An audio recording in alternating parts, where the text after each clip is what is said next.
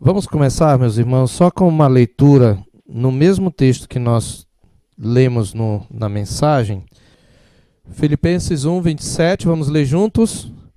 Vivei acima de tudo por modo digno do Evangelho de Cristo, para que, ou indo ver-vos, ou estando ausente, ouça no tocante a vós outros, que estáis firmes em um só Espírito, como uma só alma, lutando juntos pela fé evangélica. Este texto claramente coloca para nós a vida digna do Evangelho em termos de um combate. Isto nos leva ao tema da igreja militante.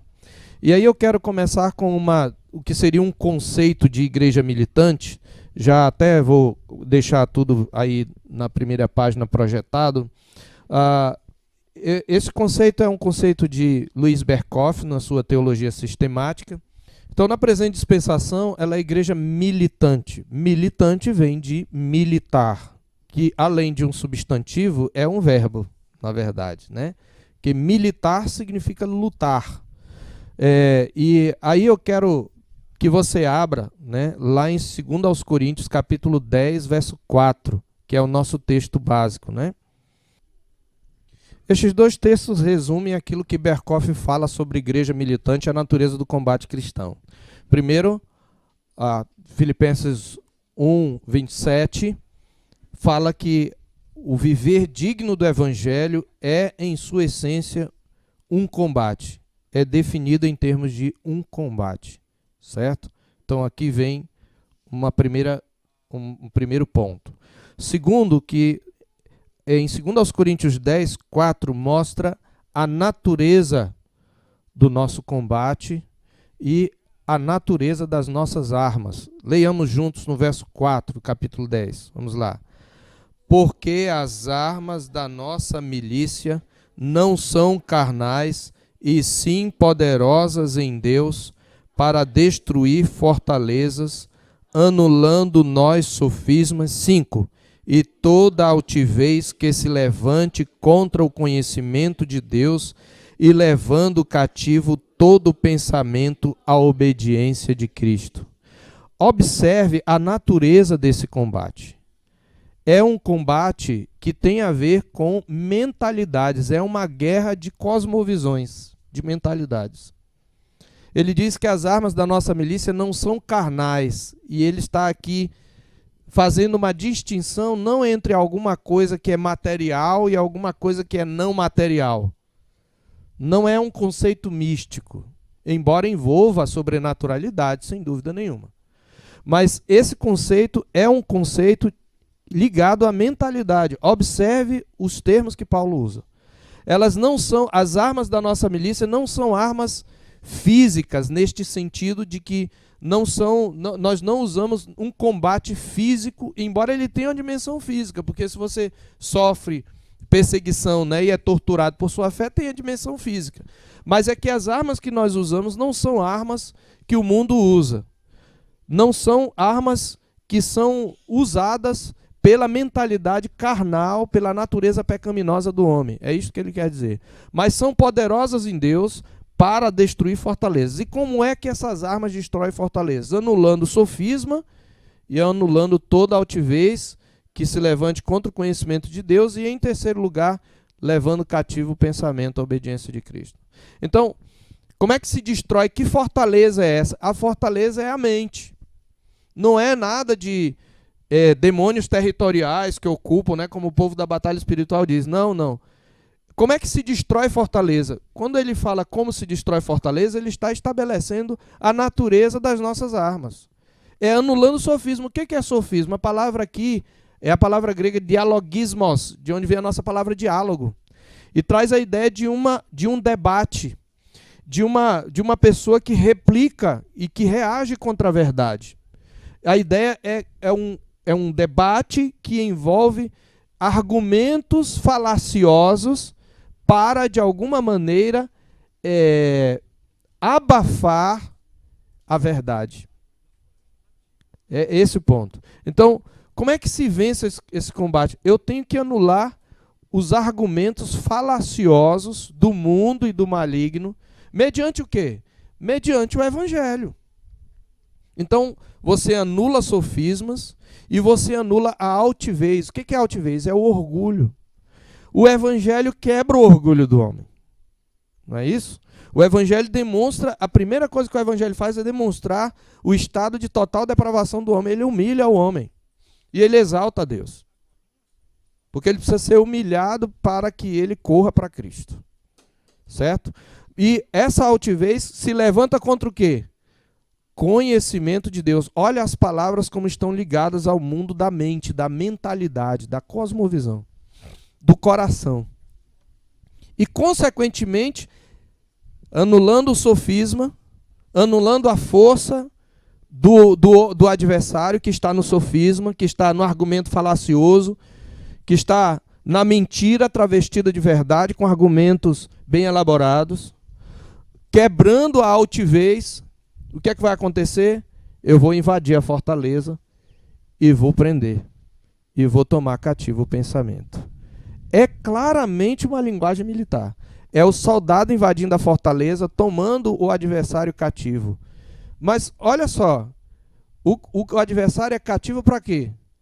Não é para que você prevaleça sobre ele. Não é para que você humilhe e vença o debate.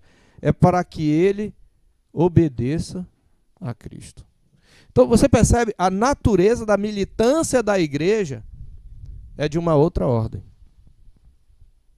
Mas ela não é alguma coisa simplesmente mística. A igreja, ela luta, um embate, um combate, o que a gente chama de guerra de cosmovisão, guerra de mentalidades, certo? Então, Berkhoff, na sua definição de igreja militante, ele diz que a igreja é militante porque ela é convocada por uma guerra santa. De fato, ela está empenhada, mas essa luta não consiste em lutar, gastar suas forças, que ele diz, que ele denomina de lutas sangrentas de autodestruição. Não é uma briga carnal, certo? É uma incessante guerra contra o mundo hostil. E isto, igreja militante, em segundo lugar, Berkhoff diz, significa que nós não vamos apenas ficar o tempo todo em oração e meditação, embora essas práticas sejam fundamentais, mas ela tem que partir para a guerra. Uma vez meditando, ela tem que fazer daquilo a sua arma de guerra, do evangelho. Ela tem que estar engajada com todas as suas forças nas pelejas do Senhor, guerreando uma guerra de natureza tanto ofensiva como defensiva, né? E aí ele faz um contraste entre a igreja militante aqui na terra e a igreja triunfante no céu. Esse é um binômio, né, para definir a igreja, os dois aspectos, as duas dimensões da igreja. Ele diz assim que lá no céu, a espada é trocada pelos louros da vitória, os brados de guerra se transformam em cânticos triunfais e a cruz é substituída pela coroa. A luta é finda, a batalha está ganha e os santos reinam com Cristo para todo sempre. Então a igreja triunfante é a igreja dos eleitos, daqueles que desde a fundação do mundo foram escolhidos por Deus, incluindo os que foram salvos, os que estão sendo salvos e os que vão ser salvos. Ela é triunfante por quê? Ela já está desde a eternidade garantida. Mas a igreja militante é essa igreja visível, que ainda está nesse combate. E nesses dois estágios da existência, a igreja reflete Cristo. Como igreja militante, ela reflete a humilhação de Cristo. Como igreja triunfante, ela vai refletir a exaltação de Cristo, seu Senhor. Certo?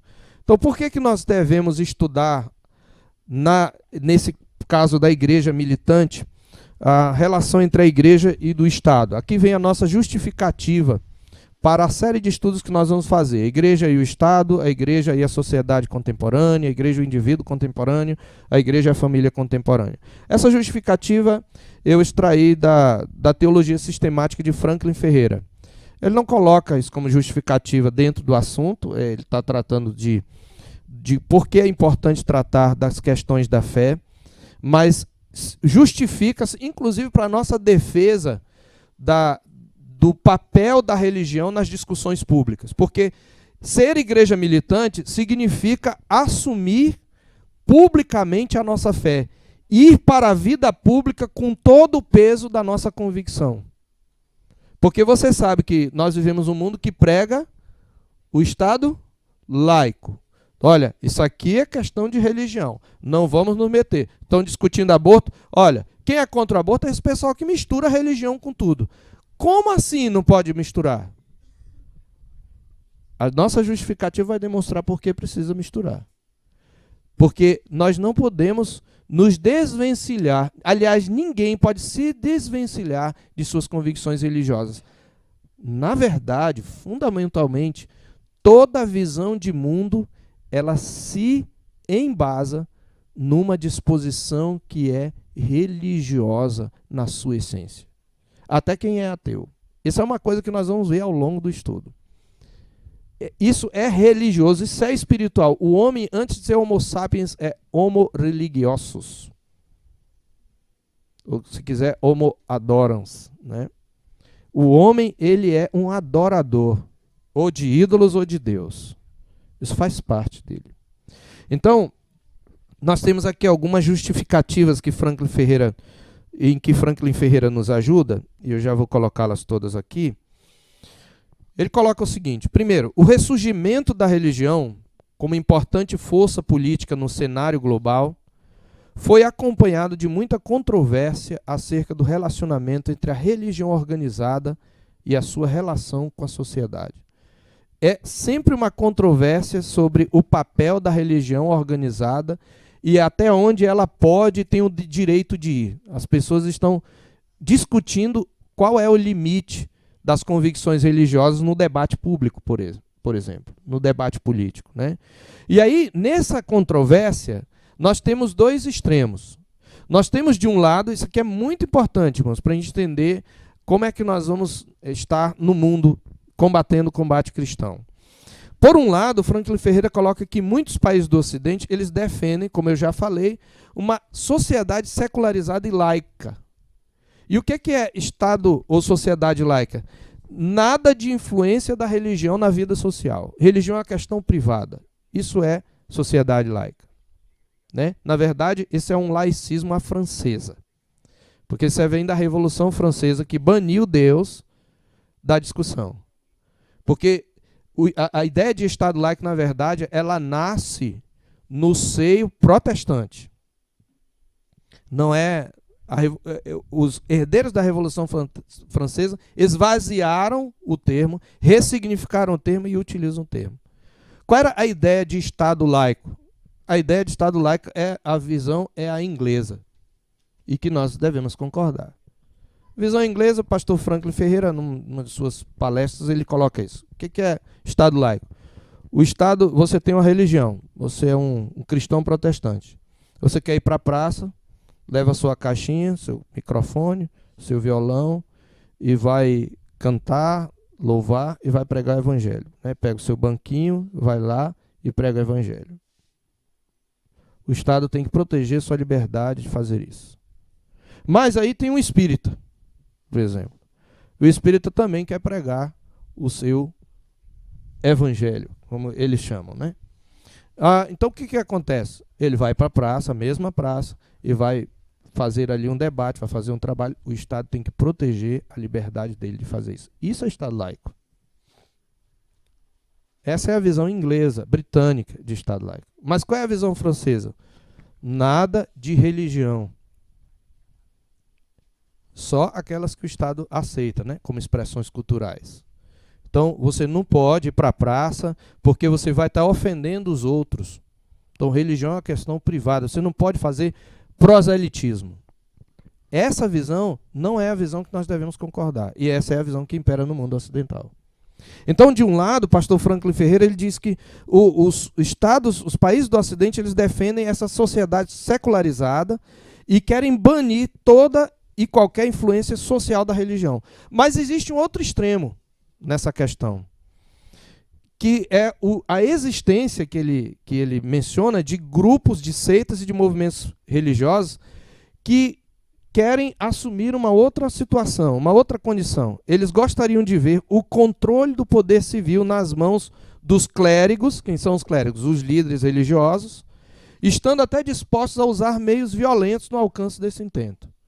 Então você tem, por exemplo, a visão islâmica, que é uma visão de teocracia, de impor a sua religião. Mas tem crente evangélico que acha que os problemas do país vão ser resolvidos se um cristão protestante ele assumir o poder e ele criar leis que sejam protestantes. Isso não vai trazer conversão.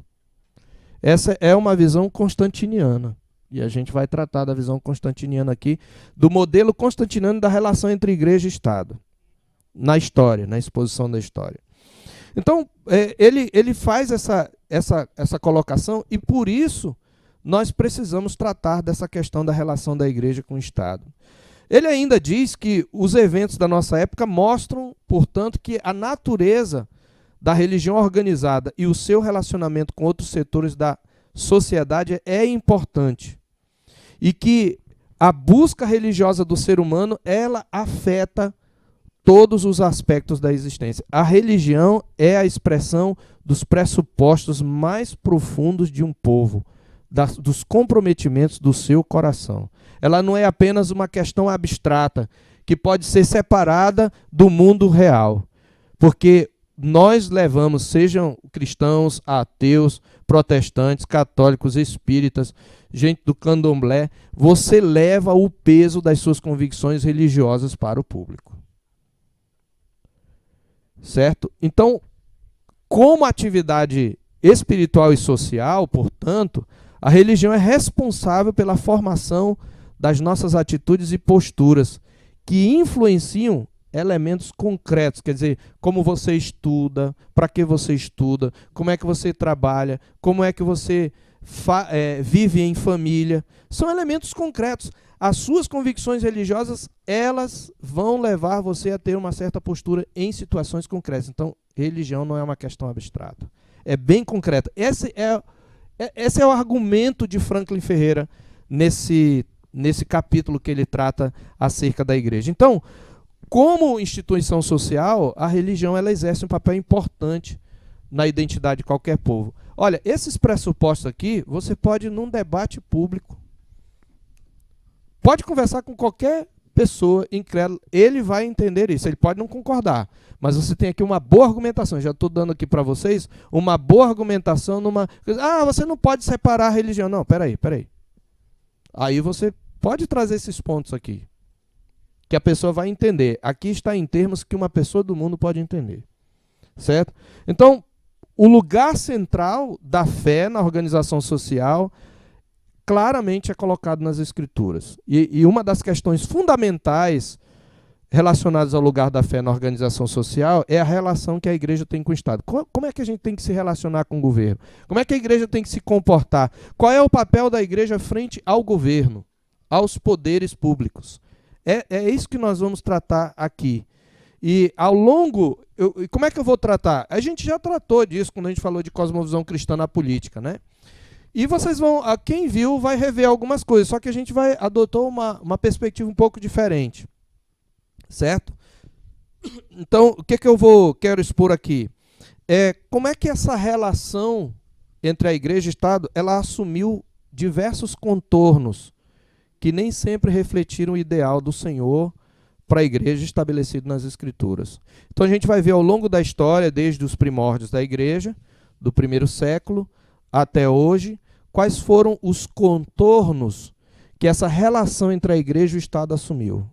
Ela teve vários contornos. E aí nós queremos falar desses contornos em termos de modelo. Novamente, eu ainda dependo aqui de Franklin Ferreira. Esses modelos de relação da igreja com o Estado. O primeiro modelo é o modelo constantiniano. O que é o modelo constantiniano? Esse modelo aí que está projetado aí. Veja, você sabe que Constantino foi aquele que, quando ascendeu ao poder, ele pôs fim às perseguições, né, do Império Romano contra os cristãos. E esse fato, porque ele teve uma experiência, né, que ele diz ter tido uma experiência de conversão numa das suas guerras para conquistar o poder, E nessa guerra ele disse, com este sinal, ele viu o que seria a letra Ri e a letra Rho, que são as primeiras duas letras da palavra Christos, em grego. E na visão ele ouviu uma voz que dizia, com estes sinais vencerás a guerra.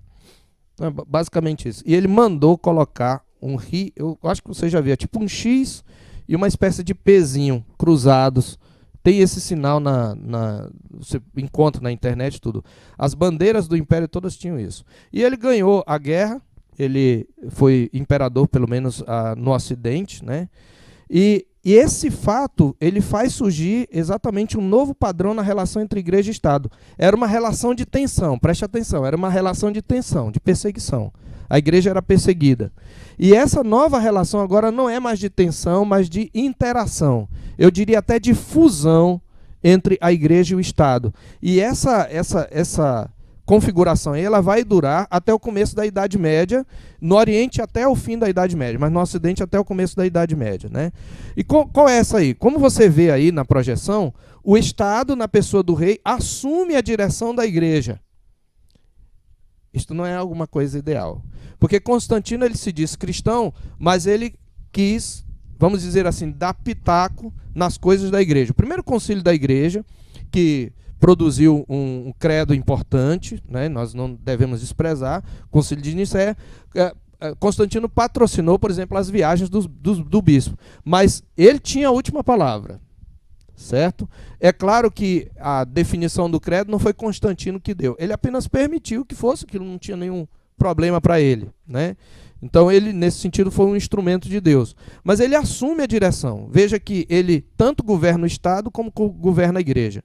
E a legalização do cristianismo, ela trouxe algumas consequências para a igreja, né? Não a legalização em si, mas essa configuração da relação, vamos dizer assim, esse contorno do Estado dominando a igreja, ele trouxe alguns problemas. Primeiro, a riqueza e a pompa passaram a ser vistos como sinal de favor divino. Preste atenção, que eu estou expondo a história é um espelho. Preste atenção. Agora nós temos um rei que é assim, Roma acima de tudo, Deus acima de todos. Conhece essa história, né? Nós temos um rei que é temente a Deus. E aí ele vai jogar o patrocínio contra a igreja. Não estou dizendo que o atual presidente vai fazer isso, mas ele vai patrocinar a igreja, porque o anterior fez isso, né? Na verdade, muitas igrejas enriqueceram com alianças que tiveram com o governo, né? Então, eu não estou falando de partido aqui. De qualquer que seja, a igreja tem que tomar esse cuidado. Porque aí começa a haver riqueza e pompa como sinais do favor divino. E isso fez surgir uma igreja dos ricos e poderosos. E aqui não quero que você veja nenhuma conotação marxista, que o rico está perdido porque é rico. Não, mas é uma igreja elitizada. Você faz alguma associação né, com hoje? Igreja, não, nós somos uma igreja grande, nós somos uma igreja rica, o crente tem que ser rico. Era mais ou menos isso. Segundo, surge uma aristocracia clerical. Clerical vem de clero. Os padres, os bispos. O que é a aristocracia? É um grupo de ricos, de uma classe dominante, que tem poder econômico, que é paralela à aristocracia imperial. E aí surge uma divisão entre clero e leigos. O clero, que vestia... Eu me lembro da história de Francisco de Assis, que foi visitar o Papa, né? E Francisco de Assis fez um voto de pobreza, como vocês sabem, né? E o Papa mostrou todas as riquezas da igreja, todo o ouro que estava ali na igreja e tudo, e disse assim para Francisco, assim diz a história: vê, não precisamos mais dizer não tenho prata nem ouro. E Francisco de Assis respondeu: mas também não podemos mais dizer levanta e anda. Foi uma resposta muito sábia desse monge, né, cristão da Idade Média. Então, há uma divisão agora, né, o clero com toda a sua pompa e os leigos. Irmãos, prestem bem atenção. essa configuração não tem denominação. Porque hoje tem muita liderança evangélica que tem essa divisão. Eu sou o apóstolo. Eu sou o profeta de Deus. Eu sou o ungido de Deus. Então eu tenho que ter um almoço à parte, né? A comida para mim tem que ser diferente da comida do povão. Alguns irmãos aqui conhecem essa história, não é? Eu tenho que entrar pela porta de trás e sair pela porta de trás. Então, essa divisão, ela ocorreu naquela época, certo? Terceiro, a igreja começou a imitar os costumes do império, não só na liturgia, mas na estruturação social. Ela foi se tornando, olha só como a igreja, quando ela se mescla com a cultura, ela foi se tornando uma igreja cada vez mais episcopal e monárquica. E quarto, ela relegou a doutrina escatológica do retorno de Cristo e da consumação do reino a um segundo plano. Então, o aqui e agora, mas nós estamos na bênção. A cidade de Deus é aqui.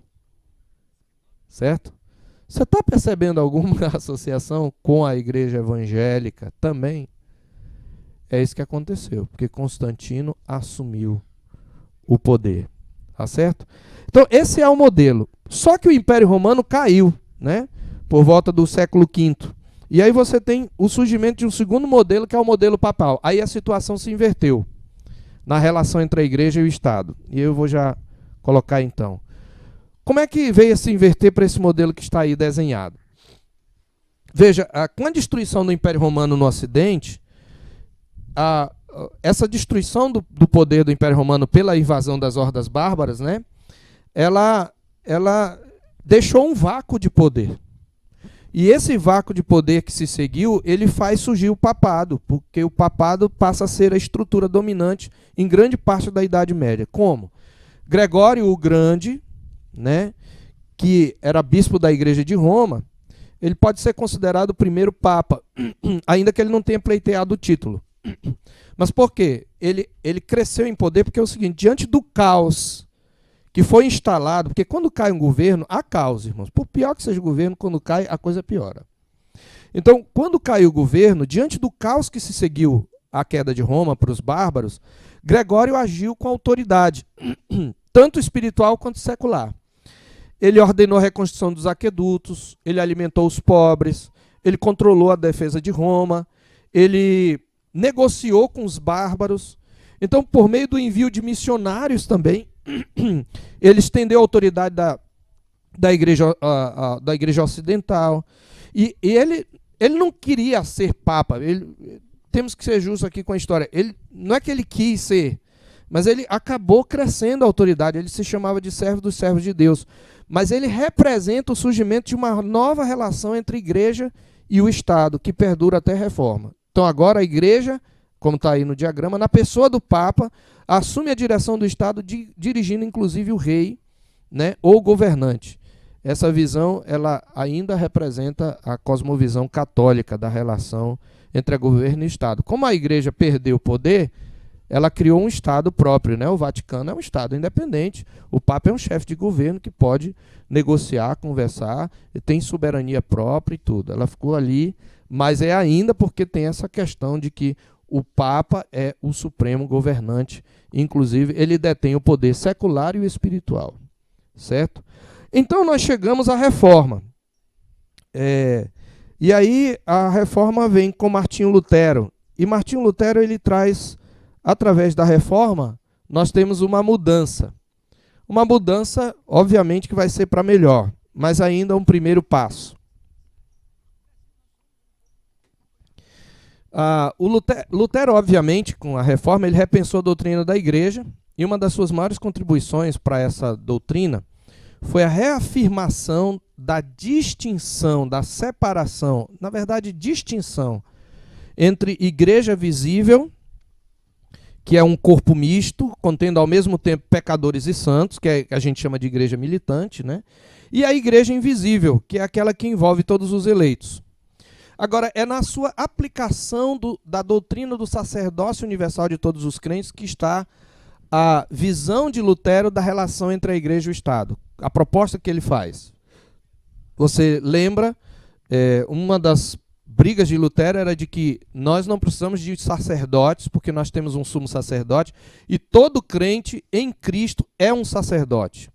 E olha só como ele desenvolve, olha só, uma coisa interessante é a coerência. Pegar o princípio teológico e aplicá-lo à vida prática e à vida social, né? Veja, é claro que houve uma questão histórica aqui, né?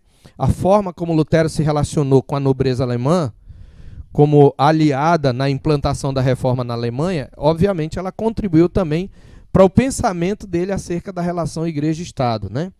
Por exemplo, logo em 1520, Lutero escreveu o livro A Nobreza Cristã da Nação Alemã. Possivelmente foi o seu primeiro livro, né? Logo depois, foi em 1517, as 95 teses, ele escreve esse livro lá.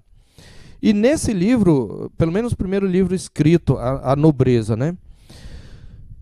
Nesse livro ele aplica para convocar os príncipes, os nobres alemães, para implantarem a reforma, os ideais da reforma na Alemanha. Ele aplica a doutrina do sacerdócio universal de todos os crentes como base dessa visão da relação entre a igreja e Estado. Como é que o pensamento pode resumir? Já está aí. Primeiro, todos os cristãos são sacerdotes e, como tais, eles são independentes na interpretação das Escrituras. Eles não precisam da ajuda do Papa nem dos padres. O que ele queria dizer é o Papa e os padres não têm autoridade final. Lutero não negava a necessidade de mestres, obviamente, nem do ofício pastoral. Mas ele está aqui questionando a autoridade papal e a autoridade dos padres. O que ele quer dizer é, se, por exemplo, um padre ou um pastor, no caso era padre, né? Mas o padre é considerado pastor, né? Ainda hoje, do seu rebanho lá, da sua paróquia. Mas vamos supor que fosse um pastor aqui, ele começa a ter práticas e uma pregação que seja contrária às Escrituras, o crente como sacerdote, ele tem o direito, certo? Ele pode interpretar as Escrituras, ele pode julgar isso, ele pode rejeitar e ele pode, inclusive, propor um concílio que se reúna para reformar a igreja. E, em terceiro lugar, ele, como sacerdote, aí ele aplica aos magistrados. Então, em primeiro lugar, os crentes como sacerdotes podem interpretar as Escrituras de maneira independente. É claro que nós vamos utilizar uma tradição para isso, mas ele está falando em relação a um líder que na verdade se desvia das Escrituras.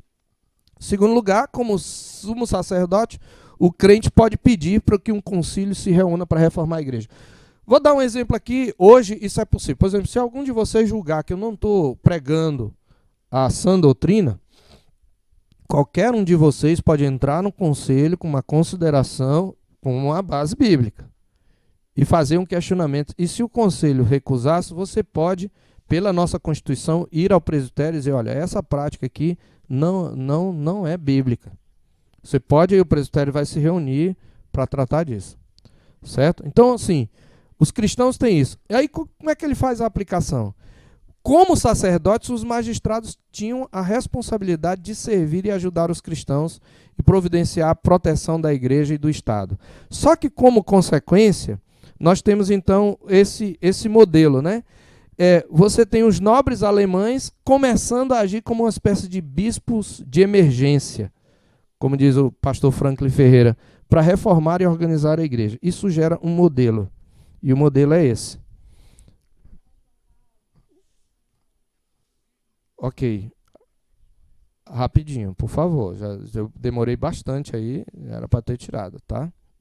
Então, qual é o modelo? Você tem aqui concílios e bispos, observe a diferença. E os reis, então os concílios e bispos têm influência na igreja, mas os reis e os governantes também. Lembra que o contexto é alemão, são os príncipes adotando a reforma. E tem também a sua ingerência sobre o Estado. Então Lutero entendia que há uma distinção entre igreja e Estado, ele tinha a doutrina dos dois regimes, né? E o que é a doutrina dos dois regimes? Desculpe. Não, é que eu repeti aqui, né? A doutrina dos dois regimes é o seguinte, a igreja, ela representa o regime ou o reino espiritual, e a ela cabe o quê? A proclamação da palavra, né? ensinar a palavra de Deus e o evangelho. E o Estado representa o regime político, o reino político. E a ele cabem as questões políticas e sociais. E a sua função principal é ser a espada, né, instrumento do juízo de Deus. Estes dois reinos, eles estão debaixo da soberania de Deus, mas, obviamente, o Estado tem que proteger a igreja. Então, a visão dele era esse, que o Estado protegesse a igreja nesse empreendimento da reforma, né? Então, esse é o modelo. Mas esse não é o único modelo. Surge um outro movimento, que seria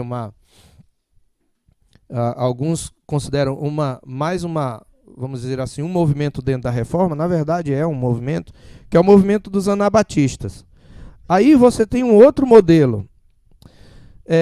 O modelo anabatista é um grupo, ainda no período da reforma, conhecido como anabatista, é um grupo bem, assim, de certa maneira eclético, mas ele tinha algumas coisas em comum, né? Vários grupos, mas o grupo mesmo anabatista original que se origina de Menno Simons, né? Hoje você tem os descendentes dos anabatistas, hoje são os menonitas, né? Os menonitas é exatamente isso, de Menno Simons. Mas não vamos entrar nisso aqui porque é detalhe. O que é que eles ensinam? Completa separação entre igreja e Estado e isolamento da igreja em relação ao mundo e, consequentemente, à cultura. Então, olha, igreja não tem que se misturar com o Estado. Preste atenção, porque hoje existem grupos assim. Não quer dizer que eles são anabatistas, mas eles têm essa visão. Olha, o crente não tem que se meter em política. Política é do diabo. Então, crente não pode se meter com política, né? Crente, ele tem que estar separado do mundo. E essa separação significa isolamento. É como se assim, o mundo está lá fora. Só que, segundo a Bíblia, existe mundanismo dentro da igreja, às vezes. Leia Tiago capítulo 4, a partir do verso 1, que você vai ver. Quando ele fala a amizade do mundo é inimiga de Deus, ele está falando de problemas de conflito e intriga dentro da igreja. Então tem essa visão separatista. Vê como na história, a história é um espelho. Nós temos que reler a história, e é muito importante estudar a história, porque a gente vê, às vezes, movimentos ressurgindo, com novas configurações, mas com a mesma essência. Felipe?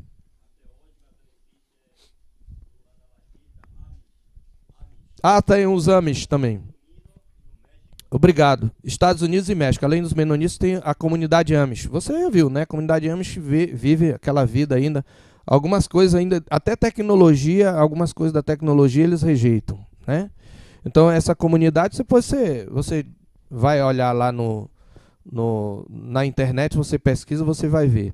Então, completa separação entre igreja e Estado, completo isolamento, que é a posição isolacionista em relação ao mundo e à cultura. Então, não, isso é do mundo, então o crente não pode fazer, porque o mundo faz.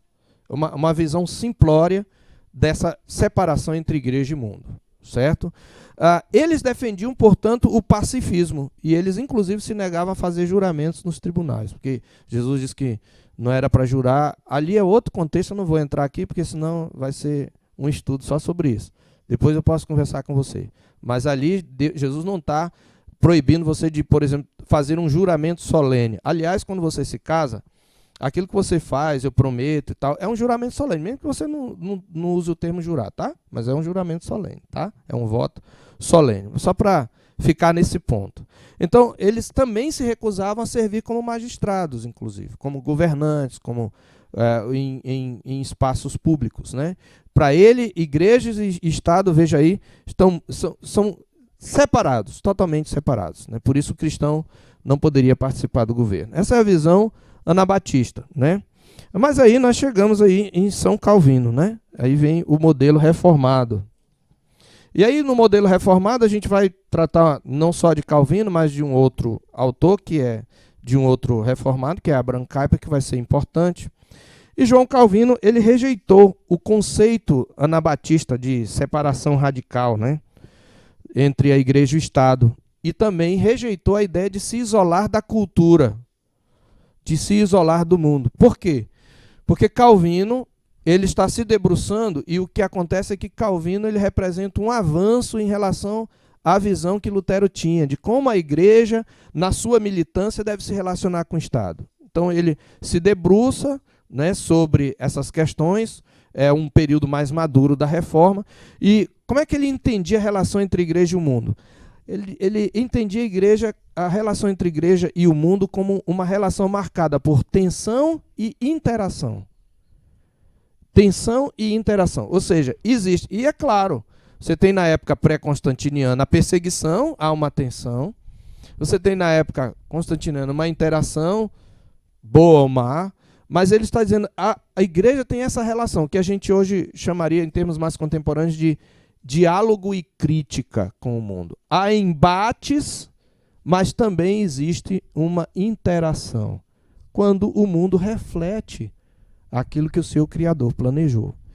E qual é o fundamento, a doutrina fundamental? A doutrina bíblica fundamental é do governo de Deus e da doutrina e da soberania de Cristo sobre toda a criação. Quando Cristo foi exaltado, ele é o governante humano sobre toda a criação. Lembrando aqui que estamos falando de uma pessoa e duas naturezas, mas eu estou falando como governante, como novo Adão, ele governa toda a criação.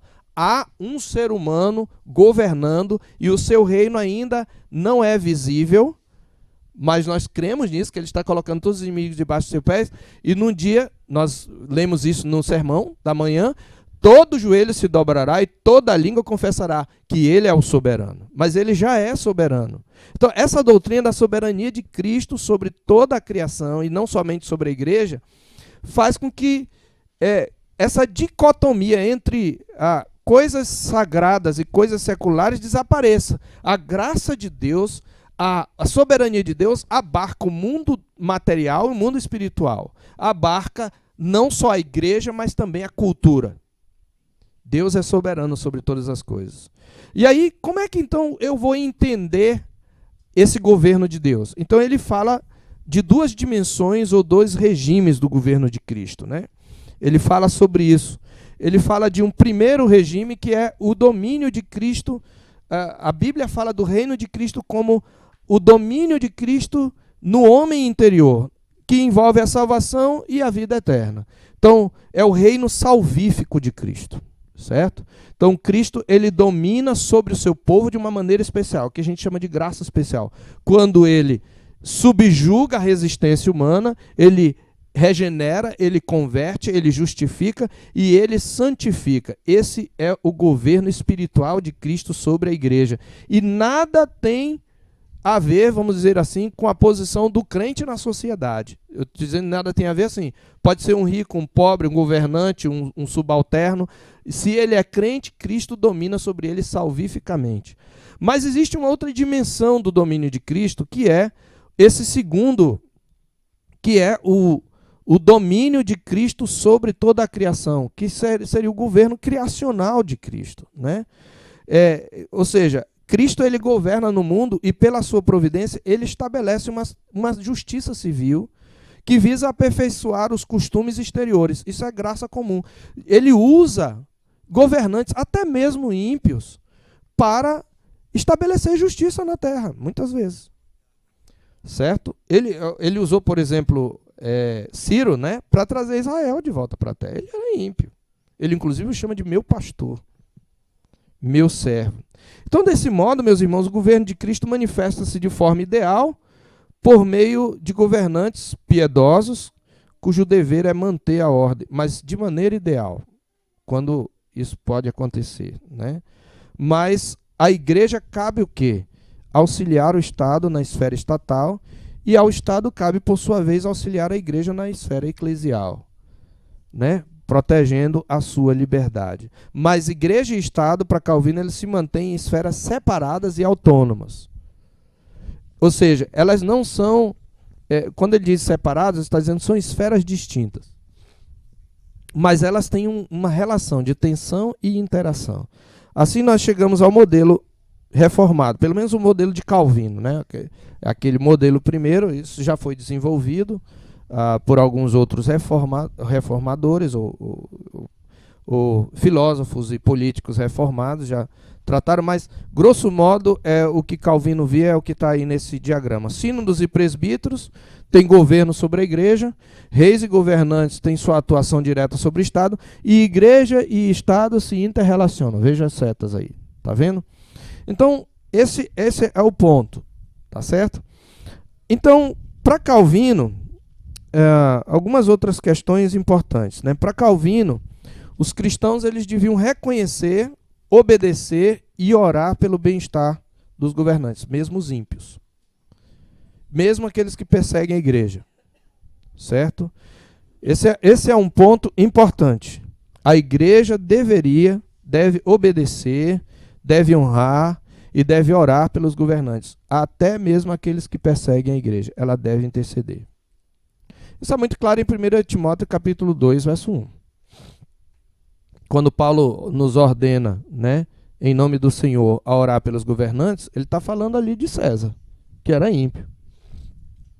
E que iria perseguir logo a igreja. Pelo menos Nero iria perseguir a igreja.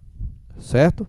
Então, outra coisa que Calvino dizia, a correção do governo abusivo, se há um governo abusivo, a correção pela força não é permitida por Deus, nem por ele é entregue nas mãos dos governados. Olha só o que Calvino dizia. Os governados, o povo, não tem direito de corrigir pela força, pela violência, o governo abusivo. Ah, pastor, e o caso que é o ditador? Calma, vamos chegar lá.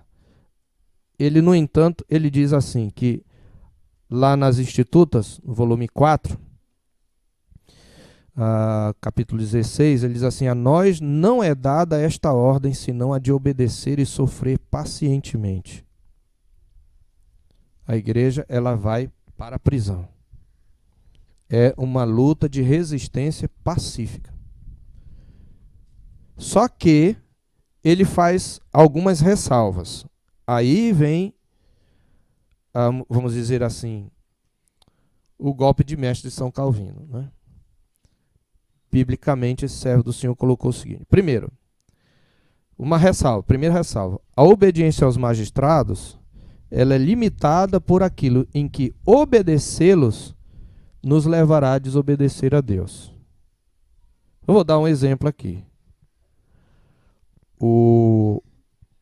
Uma autoridade, vamos dizer um general, ou mesmo o seu governador ou presidente, você é soldado da PM, manda você executar alguém gratuitamente. Se você faz isso, você está cometendo assassinato. Eu estou falando gratuitamente, estou falando de conflito com a polícia, com o bandido, não. Gratuitamente. Você está pecando contra Deus. Você vai dizer não. Certo? O governo declara o evangelho ilegal. Não pode mais pregar o evangelho. O Supremo Tribunal Federal está querendo aí, né, aprovar a criminalização da homofobia. Tudo em homofobia. Nós vamos para a cadeia. Porque a obediência a eles está limitada. Por quê? Uma coisa é o seguinte, você é preso injustamente, você vai para a cadeia, que alguém cometeu injustiça. Mas se alguém obrigar você a fazer uma coisa que vai implicar numa desobediência a Deus, então você deve desobedecer. Ele diz nas Institutas, se eles ordenarem alguma coisa que vá contra ele, não lhe devemos a mínima atenção. Essa é a primeira objeção de Calvino. A segunda objeção é que o crente precisa... já tem aí, né? Desculpa, eu acho que eu estou me perdendo aqui. É esse aqui. A segunda objeção é essa.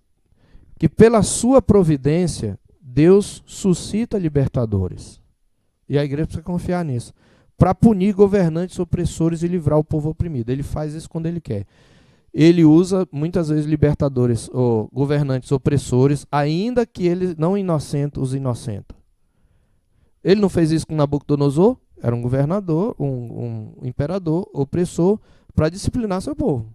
Mas depois de 70 anos chegou a vez de Nabucodonosor. Ele usou Ciro para castigar Nabucodonosor. Certo?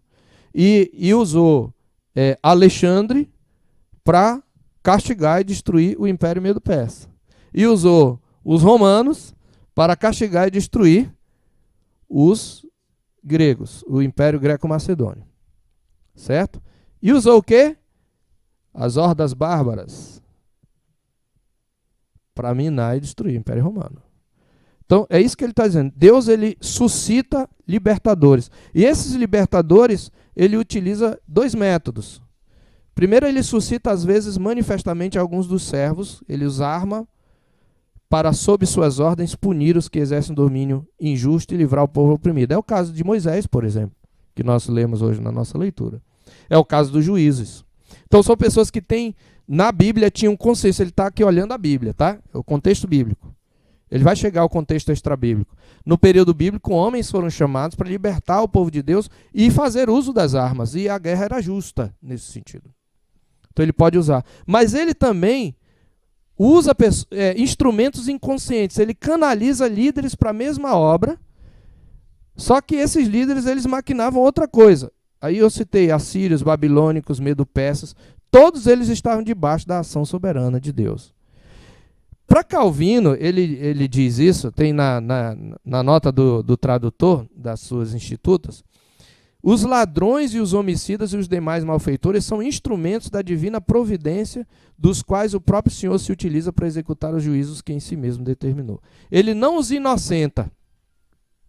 Não vou entrar nessa questão aqui, isso merece um estudo, mas ele não os inocenta, mas ele os usa como instrumentos do seu juízo.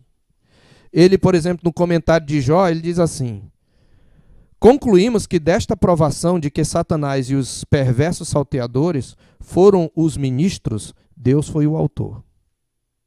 Veja, quando ele fala ministro, não é que ministro quer dizer que ele é voluntariamente um servo que sabe. Não, mesmo sem querer, mesmo sem saber, mesmo com outras intenções pelas quais ele vai ser julgado, ele é um ministro.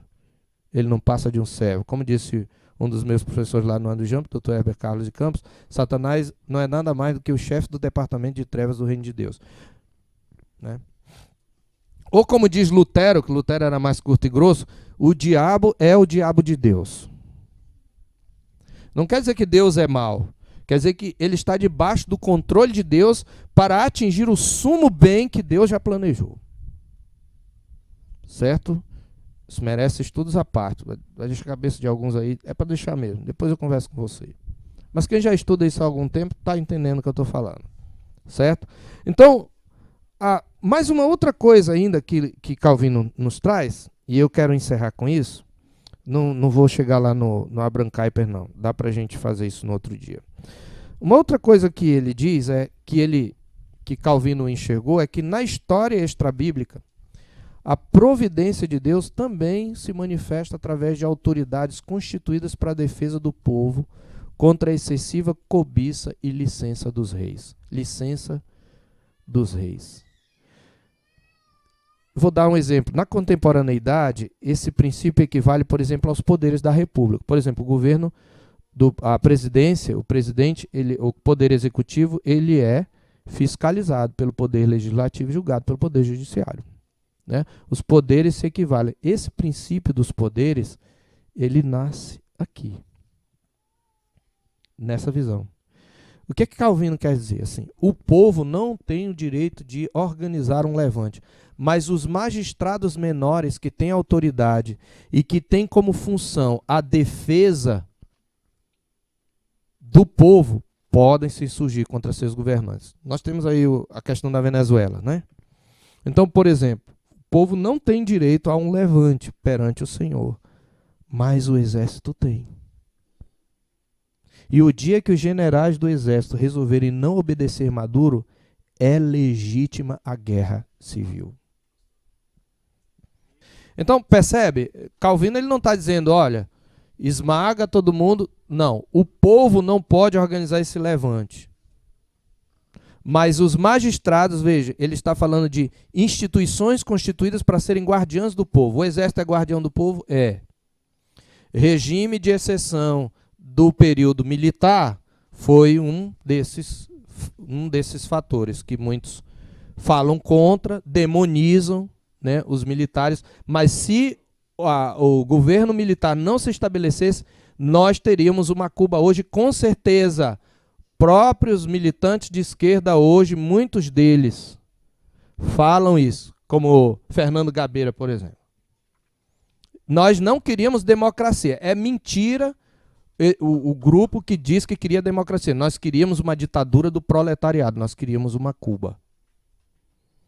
Então foi legítimo. Inclusive autorizado pelo Congresso Nacional. Foi legítimo. Percebe? Aí sim, aí o exército convoca. Precisa de soldados. Você vai lá, é cristão? Pode ir. Só que tem que fazer aquilo que Francis Schaeffer falou para os soldados quando iam para a guerra, né? Ele foi capelão. Eles, olha, vocês vão olhar o inimigo, vocês têm o dever de abater o inimigo. Mas se vocês fizerem isso com ódio no seu coração e com prazer, vocês estão pecando. Mas se vocês estão fazendo isso em nome da justiça, sabendo que vocês estão detendo um ditador, então vocês estão fazendo corretamente. Você não deve ter prazer, como não devemos ter prazer na morte do ímpio. Então, quando um soldado ele mata por prazer, então ele está pecando. Mas se ele abate porque tem que abater, o exército é para abater o inimigo. O cristianismo não é pacifista, irmãos. O cristianismo reformado, pelo menos. Ele é pacífico, é diferente. Você, pessoalmente, não pode tomar as armas.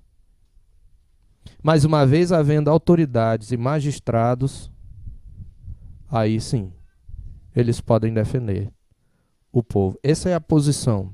Alguns calvinistas posteriores, como Johannes Saltucius, eles elaboraram sobre esse entendimento um conceito de resistência ao Estado por parte dos magistrados inferiores e um conceito de, inclusive, de direito de tiranicídio. O que é tiranicídio? Executar o tirano. Foi o que fizeram com Saddam Hussein? Não foi o que fizeram com Nicolau Ceausescu?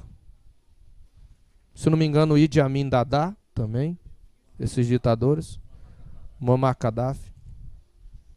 Então, esse direito, ele é estabelecido. Então, isso é diferente da posição pacifista. Pois bem, nós vamos encerrar. Nosso tempo estourou. Hoje nós não teremos perguntas e respostas. Amanhã a gente espera resolver essas questões. A gente está num ambiente diferente. Realmente existem quedas de corrente, coisas desse tipo que vai dar esse problema, né? Mas, a partir de amanhã, nós ainda vamos falar um pouco dessa visão reformada de Abraham Kuyper e vamos entrar na questão. Vai ser até bom, porque Abraham Kuyper é quem dá essa visão mais, vamos dizer assim, mais abrangente da relação da igreja, não só com o Estado, mas com a sociedade. Quando ele vai falar da soberania de esferas, aí vai nos ajudar na questão da igreja em sociedade. Ok? Vamos orar? Senhor nosso Deus e Pai, nós louvamos o Teu nome por esse estudo e pedimos que, desde já, Ele esclareça para nós a relação que nós devemos ter com o Estado na militância como Teu povo. Ajuda-nos a ter discernimento, especialmente nesses dias, ó Deus, em que se fala tanto das questões políticas, em que estamos tão envolvidos diariamente com as questões políticas. Nós pedimos isto e te agradecemos em nome de Jesus. Amém.